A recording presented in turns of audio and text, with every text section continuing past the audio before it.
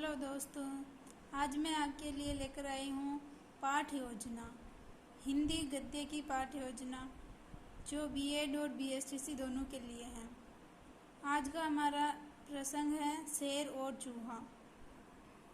इसमें सबसे पहले श्याम पाठ पूर्ति करनी है, जिसमें यहाँ पाठ संकेत संख्या लिखनी है। जो हम लेसन प्लान बना रहे हैं वो कौन सा लेसन है वो यहाँ पर लिखना है। फिर यहाँ पर दिनांक लिखनी है। इधर विद्यालय का नाम लिखना है, जिस विद्यालय में अपन इंटर्नशिप कर रहे हैं उस विद्यालय का नाम लिखना है। यहाँ कक्षा, उस कक्षा के छात्र संख्या, समयावधि, हिंदी गद्य जिसका हम लेसन प्लान बना रहे हैं, पाठ योजना बना रहे हैं उस वो लिखना है और अपने टॉपिक का नाम लिखना है। तो आज का टॉपिक है हमारा शेर और चूहा। तो सबसे पहले हम देखेंगे सामान्य उद्देश्य, जिसके अंदर ये है। सबसे पहला है ज्ञानात्मक, इसमें आएगा भाषा तत्वों का ज्ञान। इधर अपेक्षित व्यवहारगत परिवर्तन में विद्यार्थी पाठ शेर और चूहा में आए भाषा तत्वों का प्रत्यास्मरण कर सकेंगे। और इसी का दूसरा पॉइंट रहेगा, विद्यार्थी शेर और चूहा में आए भाषा तत्वों का प्रत्याभिज्ञान करेंगे।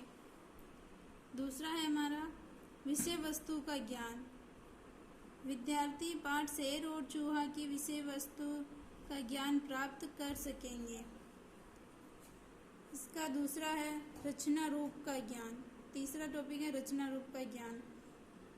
इसमें है विद्यार्थी गद्य विद्या में कहानी रचना के बारे में ज्ञान प्राप्त कर सकेंगे। अगला दूसरा बिंदु है अवबोध, पढ़कर अवबोध करना। इसमें विद्यार्थी शेर और चूहा पाठ में आए पाठ को पढ़कर अर्थ ग्रहण कर सकेंगे। और दूसरा सुनकर अर्थ ग्रहण करना। इसमें विद्यार्थी शेर और चूहा पाठ को सुनकर अर्थ ग्रहण कर सकेंगे। फिर आएगा तीसरा टॉपिक ज्ञानोपयोग। इसमें विद्यार्थी शेर और चूहा पाठ में आए शब्दों का उपयोग अपने दैनिक जीवन में कर सकेंगे। इसी का दूसरा बिंदु है विद्यार्थी शेर और चूहा पाठ में आए शब्दों का उपयोग लिखित रूप से उत्तर देने में तथा मौखिक रूप से उत्तर देने में भी कर सकेंगे। चौथा शिक्षण बिंदु है अपना अभिरुचि।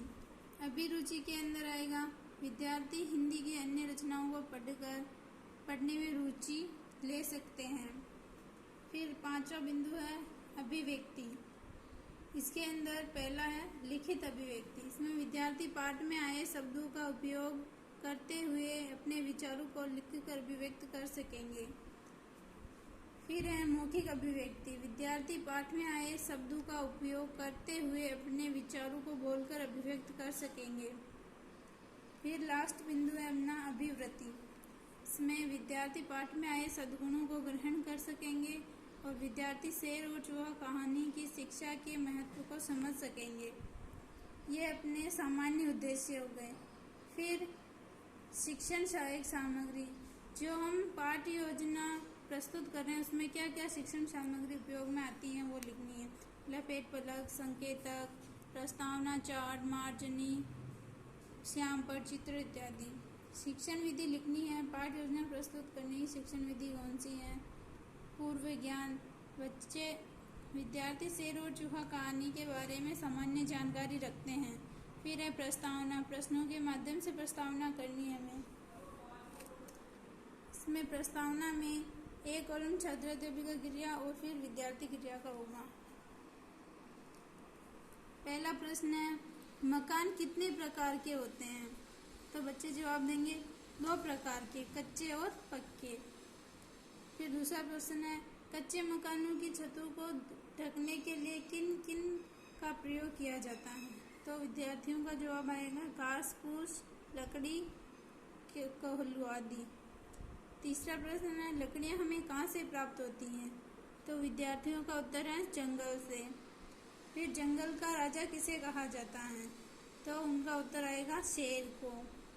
तो अपना प्रश्न होगा शेर और चूहा कहानी के बारे में आप सब क्या जानते हैं।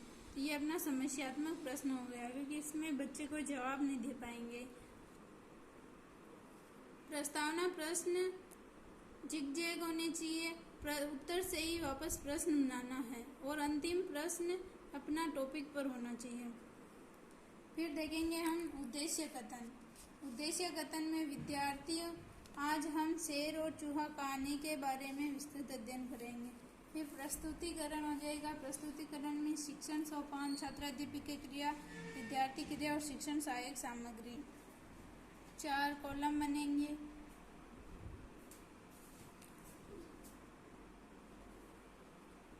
इसमें आदर्श वाचन लिखना है, जिसमें छात्राध्यापिका हाव भाव विराम चिन्ह के ध्यान में रखते हुए आदर्श वाचन करेंगी।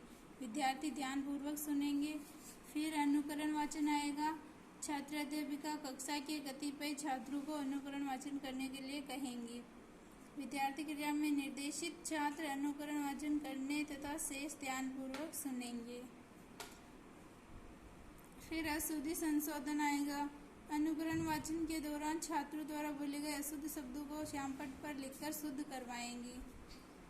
विद्यार्थी क्रिया में विद्यार्थी अशुद्ध शब्दों को शुद्ध उच्चारण बोलेंगे। श्यामपट्ट कार्य के अंदर ब्लैक चार्ट शीट पर ये अशुद्ध शब्द और शुद्ध शब्द लिखने हैं।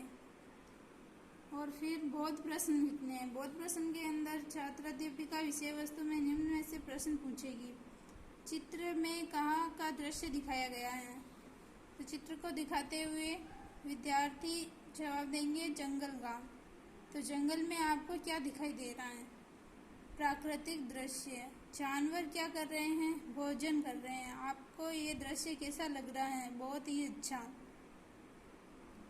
फिर काठिन्य निवारण आएगा, जिसमें कठिन शब्दों का निवारण किया जाता है। इसमें छात्राध्यापिका पाठ में आए कठिन शब्दों का अर्थ विभिन्न विधियों के माध्यम से समझाएगी या बताएगी। विद्यार्थी कठिन शब्दों का अर्थ समझेंगे और अभ्यास पुस्तिका में लिखेंगे। ये सब हमें इसी प्रकार लिखना है, कॉलम बना के। कुछ कठिन शब्दों को श्यामपट्ट कार्य के अंदर ऐसे लिखना है, शब्द, अर्थ और उनकी विधि और उनके प्रयोग। इसी प्रकार विचार विश्लेषण के प्रश्न होंगे, जो हमें 2 या 3 बनाने हैं। फिर अपना मौन पठन होगा। मौन पठन में छात्राध्यापिका बिना होठ हिलाए हुए पढ़ने का निर्देश देंगी और स्वयं कक्षा में घूमकर निरीक्षण करेंगी। छात्र निर्देशानुसार मौन पठन करेंगे। अंत में भाव सारांश। छात्राध्यापिका विषय वस्तु का भाव सारांश बताएगी। विद्यार्थी क्रिया में छात्र छात्रा भाव सारांश को ध्यानपूर्वक सुनेंगे।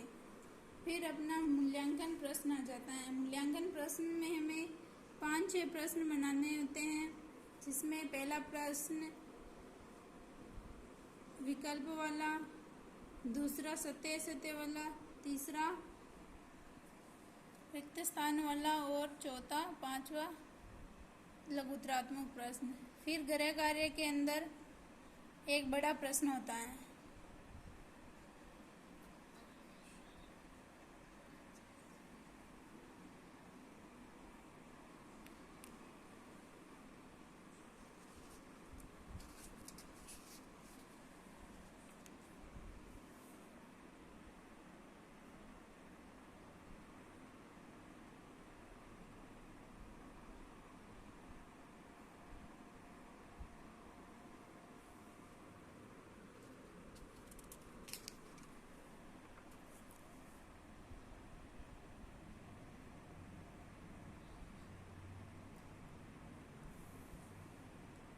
वीडियो अच्छा लगा हो कमेंट बॉक्स में कमेंट करके ज़रूर बताएं।